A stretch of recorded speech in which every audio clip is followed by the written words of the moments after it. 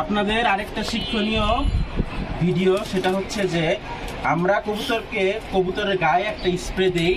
সেই স্প্রেটার নাম হচ্ছে ভাইরোসিড স্প্রে, ভাইরোসিড মেডিসিন। সেই ভাইরোসিড মেডিসিন দেওয়ার একটা নিয়ম আছে। সেটি হলো, আপনি যদি সহজ কথা যদি বলি যে আমরা 5 লিটার একটা পানির গ্যালনে 1 মুখ পরিমাণ এই ভাইরোসিড মেডিসিনটা দিয়ে পানিটা ভালো করে মিশিয়ে নেই, এবং মিশানোর পরে কবুতরের গায়ে ছিটানোর আগে আপনাদের যে জিনিসটা ভালো করে মনে রাখতে হবে সেটা হচ্ছে কবুতরের খাবার এবং পানির পাত্র যেগুলা, এই সবগুলো আগে বের করে নিয়ে নেবেন। তারপর আপনারা কবুতরের গায়ে এই স্প্রেটা করে দিবেন। এই স্প্রেটা দেওয়ার একটা সুবিধা হচ্ছে যে আপনাদের যে লফটে বা আপনাদের কবুতরের ছোট্ট যে খাঁচা, সেই খাঁচা কবুতরের গায়ে যাতে কোনো প্রকার জীবাণু না থাকে, বা কোনো প্রকারের উকুন বা কোনো প্রকারের ছোটোখাটো জীবাণু যেগুলো কবুতরকে ক্ষতিগ্রস্ত করতে পারে, এগুলো যাতে না থাকে, সেক্ষেত্রে আমরা এই ভাইরোসিড স্প্রেটা ব্যবহার করি।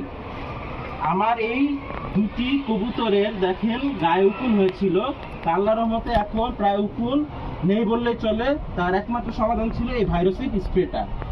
তো আপনারা সবসময় চেষ্টা করবেন, যদি হাট থেকে কবুতর কিনে নিয়ে আসে, কবুতর অনেক সময় রোগ জীবাণু থাকে বা অনেক সময় কোনো প্রকারের রোগের কারণে বাকি কবুতরগুলো ওই কবুতর দ্বারা ক্ষতিগ্রস্ত হতে পারে।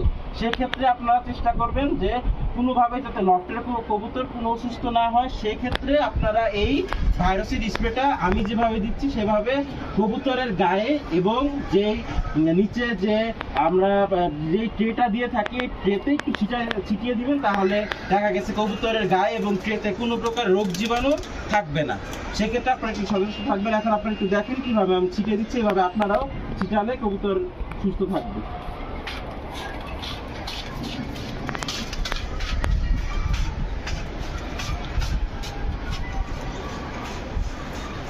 সব দিকে একটু ছিটিয়ে দিবেন যাতে কোনোভাবে কোনো দিকে কোনো রোগ জীবাণু না থাকে। তার উপর এখন গরমের দিন, কবুতর একটু পানি লাগলেও কবুতরের পাখা থেকে শুরু করে সব কিছু একটু ভালো থাকবে এবং কোনো প্রকার জীবাণুর সংক্রমণ হবে না ইনশাআল্লাহ।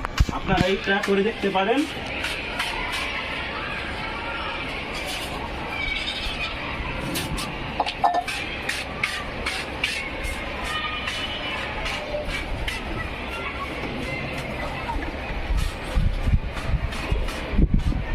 আল্লাহর রহমতে আমার লফটে এখন পর্যন্ত এই ওষুধ ছিটানোর পরে কোনো প্রকারের ক্ষতির সম্মুখীন আমি হইনি। কারণ আমি যেটা ইউজ করি সেটাই আপনাদেরকে জানালাম, আপনারা ইউজ করে দেখতে পারেন। আপনারা দেখলে বুঝবেন যে আমার কবুতরগুলো কতগুলো আল্লাহর রহমতে সুস্থ আছে। তো আপনারা এই চেষ্টা করবেন। এর আগেও আমি বলেছি যে একটু স্যালাইন যুক্ত পানি আপনারা দেওয়ার চেষ্টা করবেন, যেহেতু অনেক গরম পড়েছে।